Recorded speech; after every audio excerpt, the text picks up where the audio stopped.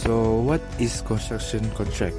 Construction contract is a construction legal agreement between two parties based on policies and conditions recorded in document form. The objective of this assignment is to identify the pandemic crisis impacts on construction projects and the construction contract phase.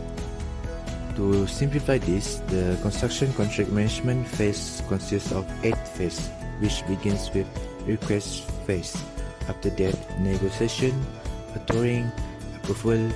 After that, execution, obligation, compliance, and ends with renewal phase. The milestones are site position, construction period, EOT, LAD, CPC, end of DLP, MGD, CCMGD, and final certificate. Site position is where the contractor have the right to access, occupy, and use the site as well as perform the specific work. The contractor would normally have exclusive occupation and use of the site when building the works if the contractor has the site ownership. During construction phase, employers are liable to pay 3 interim payments to the contractor for financing the contractor's operation on construction works.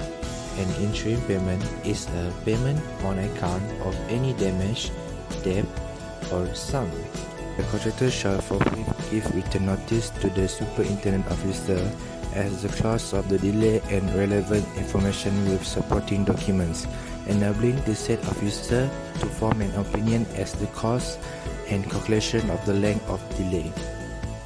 Referring to PWD 2010 clause 40.3, the liquidated and ascertained damage stated in Appendix 1 shall deem to be a reasonable amount of loss which the government will suffer in the event that the contractor is in breach of this clause.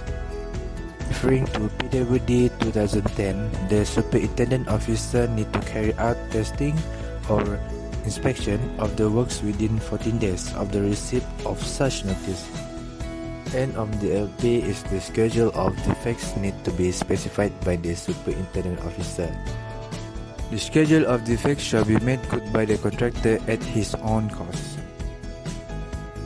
CCMGD is the certificate of completion of making good defects.